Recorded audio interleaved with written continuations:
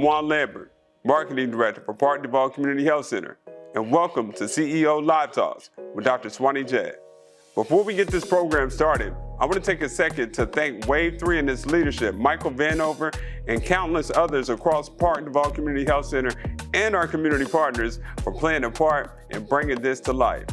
If you're looking to be a part of this historic moment in television and for FQHCs across this country, please reach out to me directly for sponsorship opportunities. Email is dlambert@pdchc.org. Now enough of me, let's get to Dr. Jett. Welcome to CEO Live Talks. We hope you enjoyed the program.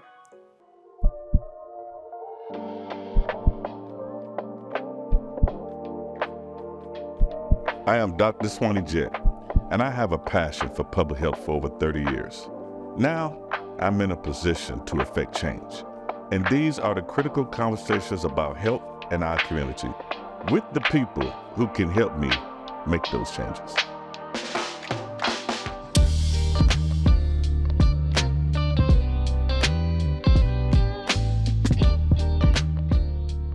Good afternoon. Welcome to CEO Live Talks. I'm your host, Dr.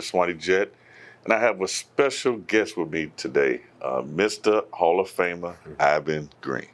What's up, my brother? How you doing today? Man, just living the dream, man. Trying to grasp everything, but I'm excited. I'm starting to get excited. Okay. I'm trying to keep a hold on it, keep a hold on my excitement, but I'm ready, man. It's kind of difficult to keep your emotions in check for such a special recognition day. Definitely, man. I got a bunch of people. We were tallying up the tickets, man. I think I got about 40, close to 50 people coming to the banquet. Mm-hmm. And probably more coming to the game. I got a couple of celebrations afterwards, Friday and Saturday, or today and tomorrow. And these people, the city's been opening up, man. So it's definitely a dream come true, man. And I'm excited about it and just ready, man. This is for everybody. For the audience that don't know, tonight is the Hall of Fame banquet for the University of Louisville. And one of the honorees is Mr. Ivan Green. Long overdue. We talked about this on the last show. And, you're a homegrown athlete. People love you. The city reveres you. Walk me through that. How does that feel to have so much love, so many people embrace you?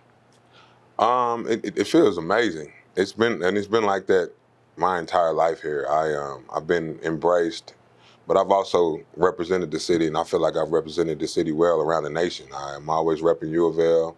I'm always repping the city of Louisville, and I'm always repping Male High School.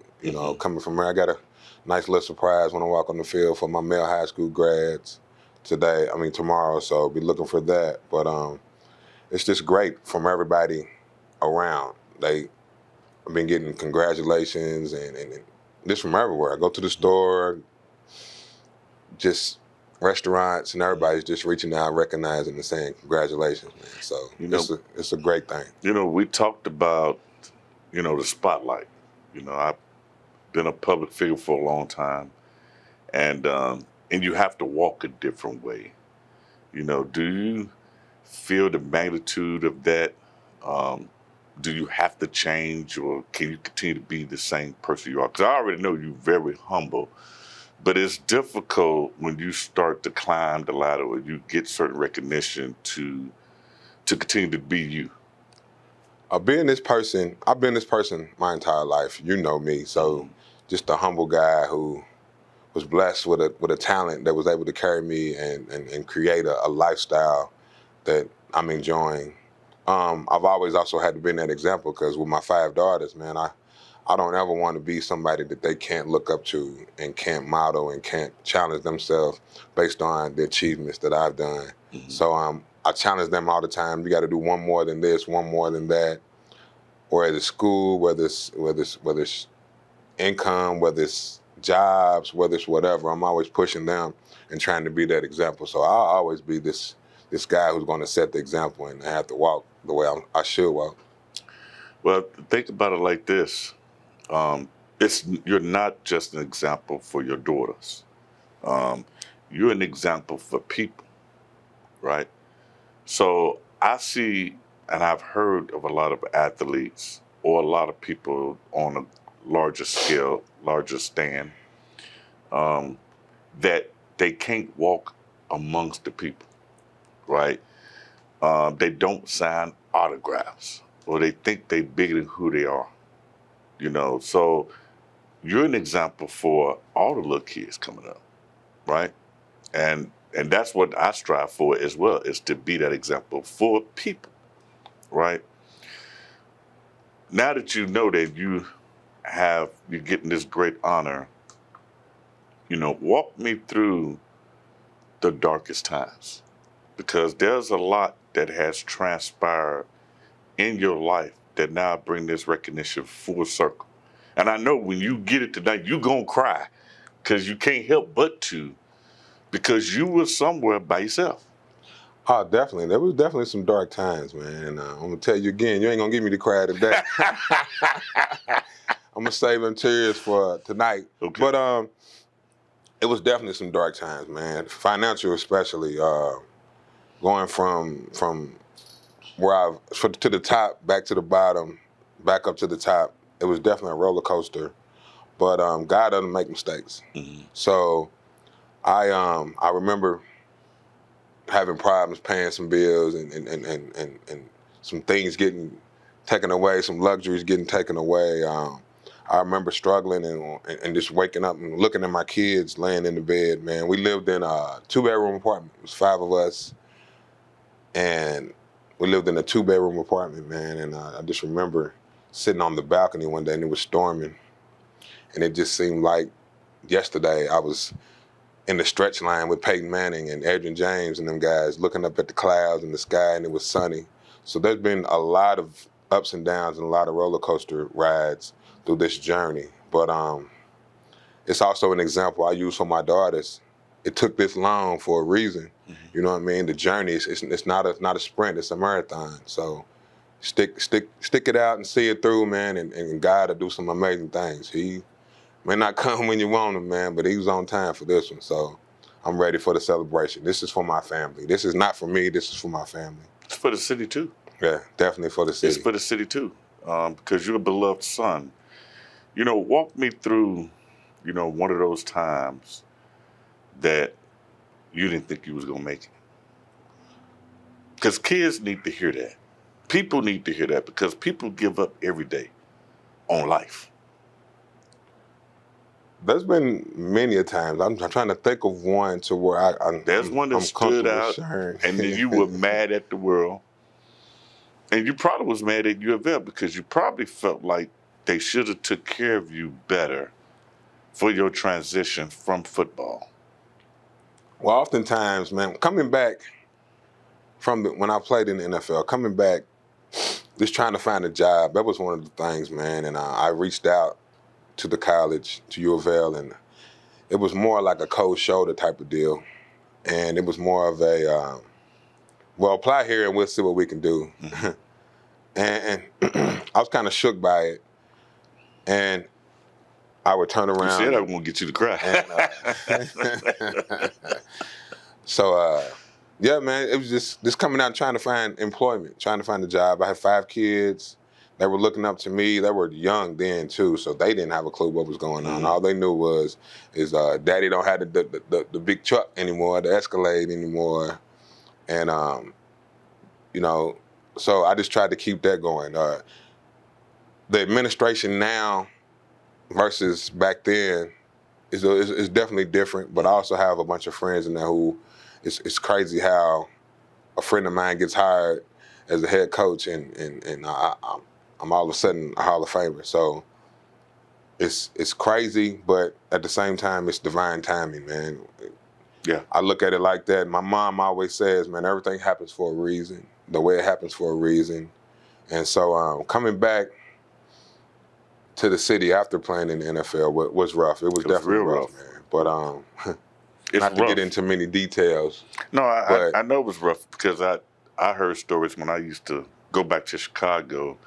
We thought you was one of the ones that would make it. So I'm sure you're playing at that level of UofL, that people were coming to you with that. And I had to hear Mr. Richardson today talk about that when he blew out his knee at Cincinnati Bengals camp. And he came back and people said, "Hey, Hawk, we thought you were the one that's going to make it." And So it's very hard to hear that. Well, you get the questions of what happened. That was the crazy part about it. Because coming back, I ended up having to work for MSD, but I was a temp. Right. Had to go through a temp, and I was a temp for 13 months, and we was making $7 an hour. Right. So sitting in there, and I would walk in, and people were doing double takes. Right. And like, man, you look familiar, and I would play it off or whatever. But once folks found out who I was, or what I had done, they're like, "What happened? What happened? What happened?" Because that's one thing I teach the kids. I'm like, man, NFL a lot of times stands for not for long. Right. Because once you get in there, man, the longevity of it's not promised. And a lot of times we call it hitting the lottery. There's a small percentage of folks who go to the NFL and actually get that money to set them for life. Right. But also the importance of it is making sure you get your degree, using it to get your degree. So when you come back, because that's the one thing I can say is I'm fortunate enough to have my master's degree and my bachelor's degree that I got through playing football and playing sports. And I wouldn't be in the position that I am. I wouldn't be an administrator at JCPS right now if it wasn't for that education. Hi, my name is Donald Stiles, and I am the supervisor of the Park Duval team, and this is my staff. At Park Duval Community Health Center, we offer free transportation to our patients. Our drivers travel up to 15 miles for the Park Duval and Russell neighborhood. They also pick up our patient prescription from our pharmacies and drop them off to our satellite location. I drive because I love the community. And I drive because of the importance of every single ride. The benefit of the Park Duval transportation includes on-time arrival to our appointments, safe travel back home, and convenient prescription pickup at any Park Duval Community Health Center located near you. Call us at 774-4401 to schedule your ride today.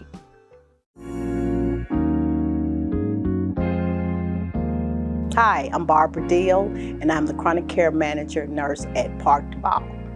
About 10 years ago, I had a trimallar fracture, which is basically a tore up ankle.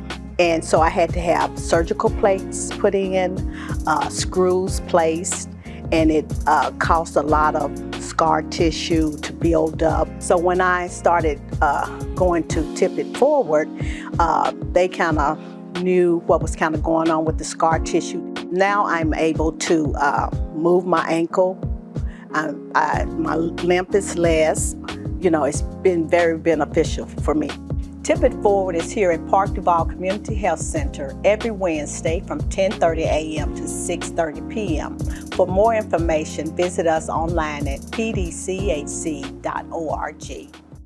The critical thing you said, and I've been having this conversation consistently, is you have to have a plan. You have to have a plan A, B, and C, just in case you don't make it in sports. And you have to have a transition. But the other problem is, just like the NFL teaches you when you first come in on financial literacy, the universities have to take care of the student athletes to make sure that they can make that transition once the sport is done. Yes, you're a student. Yes, you're an athlete. But what does that look like? What does your career look like? How to project that out? Because that's a tough transition. And I remember going through that myself. Don't know how I landed, but I did. What would you tell universities today on how to take care of athletes? Number one, make sure they get their degree. But number two, set them up for success after they leave. Just go through all the financial literacy parts of it. Teach them about credit and developing credit. Because one thing I had problems with coming out is they're like, okay, yes, you have some money, but you don't have any credit. You don't have any credit under your name. So teach them about the credit, teach them about debt, teach them, just make them have accounts, you know what I mean? And then they're able to budget. Teach them about budgeting and bring people in, not only the people who've made it, but the people who haven't made it. Because one thing that a person who's made all the money, they hit that what we call the lottery in the NFL, they can come back and tell them how great things are. Right. But it takes that person to come back and tell them how bad things can get, how bad things can be. I know guys that got drafted in first, second, and third rounds, and now they're currently working in warehouses. You know what I mean? They're forklift drivers and different things, to where you never would have thought that you would go from one point getting drafted to another point not even being able to get a job because you didn't finish school. You know, you bring up an interesting point too, and I think this is something that University of Louisville athletic department need to bring you in to talk about your testimony and your life as an example, right? Because something that kids don't know, and when I go speak to youth, and I tell them, think about this. You know, if 1 out of 10 people is in the room, they're a football player, only one of you gonna make it, right? Now, let's say that one football player that makes it, the minimum salary now I think is $350,000. You only last in the NFL 3 years, projected. That's $1 million. If you go get a master's in healthcare administration or an MBA, and you run an organization, your minimum is going to be $150,000 to $200,000. In 5 years, you have caught them. In 5 more years, they would never make that income they made at that one point. You will supersede them for the longevity of life. And that's what we need to be teaching the youth, is getting that degree, picking the correct field. Yeah, that's not any field, right? That's gonna be my next. And then project out from there. So I think that's what UofL needs to work on, and they need to really bring you in as a guest lecturer. And then maybe you need to be in the booth calling some games. I can see a whole different future. Well, there's also been talks of me being in the booth. You know, I'm currently a football coach, O-line coach over at Central High School, and I've been approached to do that part of it. But I think that all the way around, great friend of mine, Deion Branch, he's over there at UofL, and we're actually been in talks quite a bit, and we're paving the way for a lot of what you just said, a lot of talks, a lot of keeping it real moments. One thing I did have when I was at UofL was a lot of guys, Sam Madison, Tony Bethel. I remember Sam. All of them guys would pull us in the room. We would put the coaches out, man, and they would give us real life, the real deal of how things go, how things can be, what this can do, what that can do. And sometimes it's not for public eye, public ear, because a lot of things that happen are crazy things that a lot of times the young kid coming into college can't handle if he's not given the heads up. So a lot of those guys, like I said, Sam Madison, man, Miami Dolphins, New York Giants, Tony Bethel was one of the greatest players. He was just as good as Sam. He had just got hurt. And had he not got hurt, we'd have been talking with him right next to Sam, man. Great guys. He had a birthday party last week we were celebrating. But those guys would pull us in and give us the lowdown and give us what the deal was behind the scenes, and a lot of that is missing nowadays. I've been over to talk to UofL a couple of times, the players. And like I said, they'll bring people in, and they're good people to talk, but then after it's my turn, I'm like, okay, let's cut the cameras, and let's talk about the real stuff. Let's talk about what happens on the scene, behind the scenes, you know, out here in the world that you're living in, especially when you're an athlete who is having success. It's like a magnet. It's a lot of predators come for you. Yeah, it's a lot of trouble magnets. And it can be good. It can be dressed up and glitter and glam. And you look up and you're in another dark place and you're like, oh, man.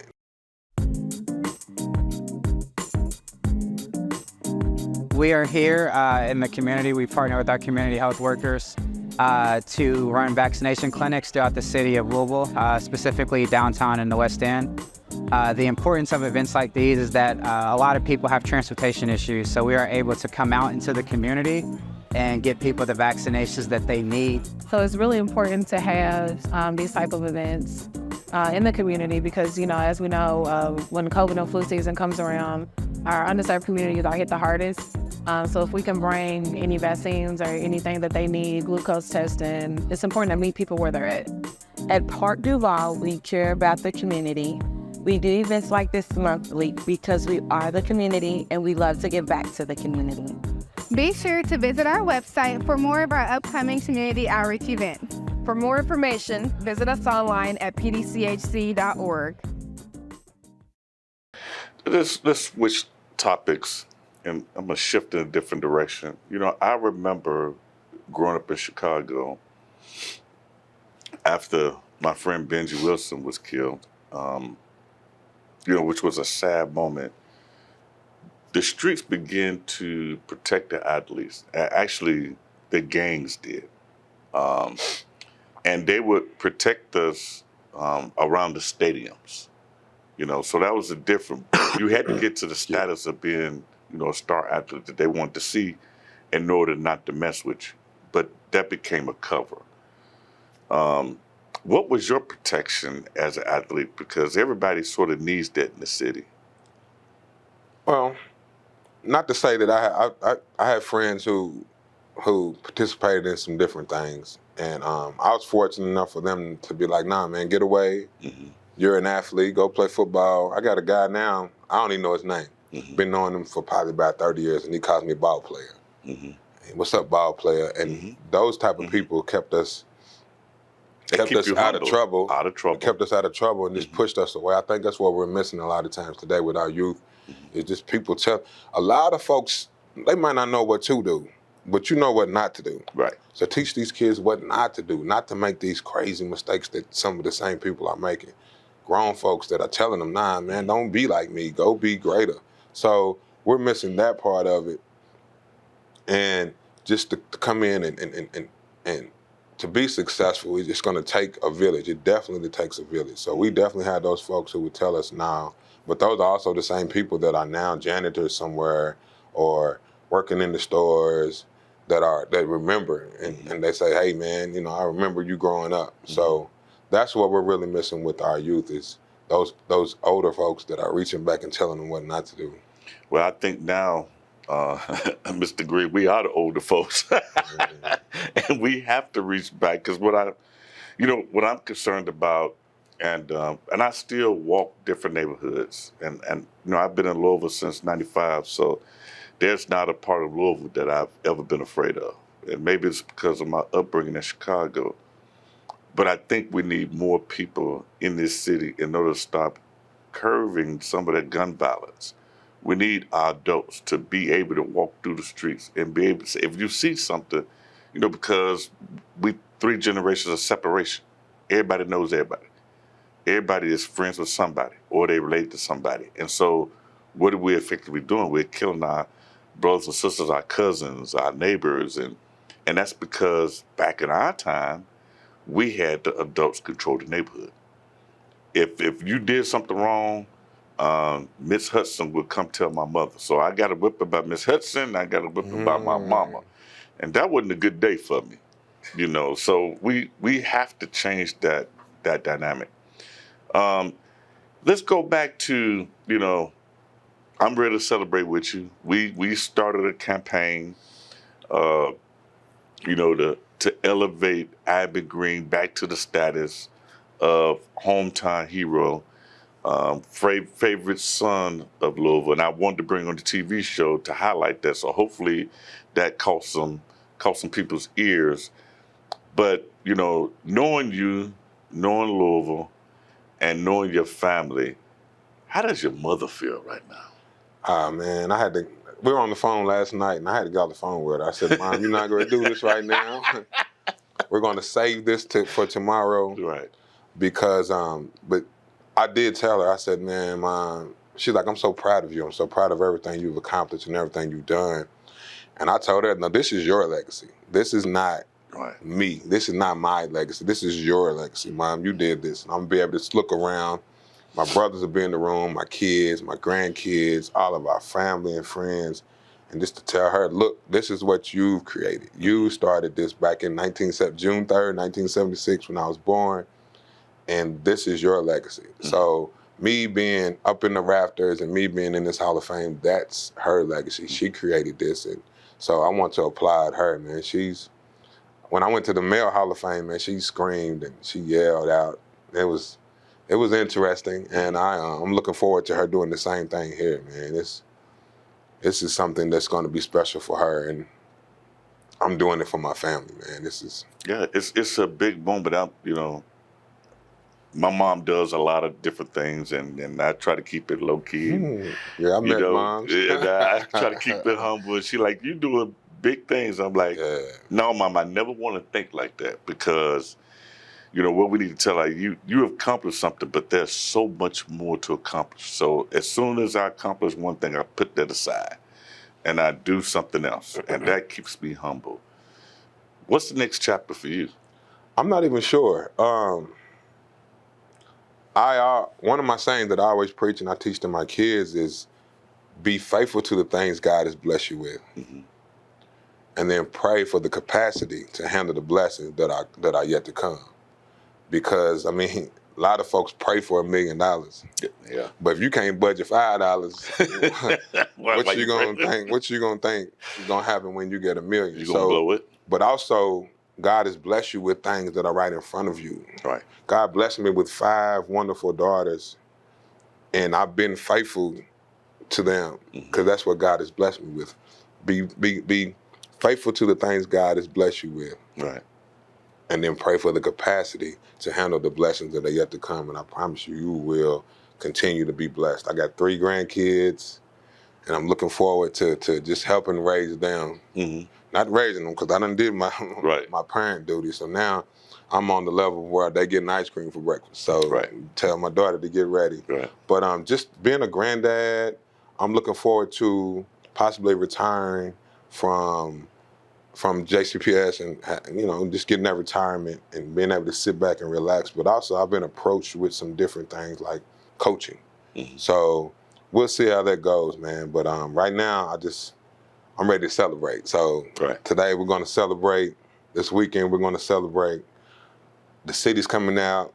We got a couple of spots I'm going to be at, man. It's free. We're going to come out and just have a good time, man. I just want everybody to come and just embrace, because this is a victory for the city, man. It is. And I want to say, hey, I always pray for the patience of Job and the wisdom of Solomon. 100%. So those were my 2 things. I'm excited. I'm very proud of you. I'm humbled to be your friend. And I love you, my brother. I love you too. That concludes my show, and hopefully you enjoyed it.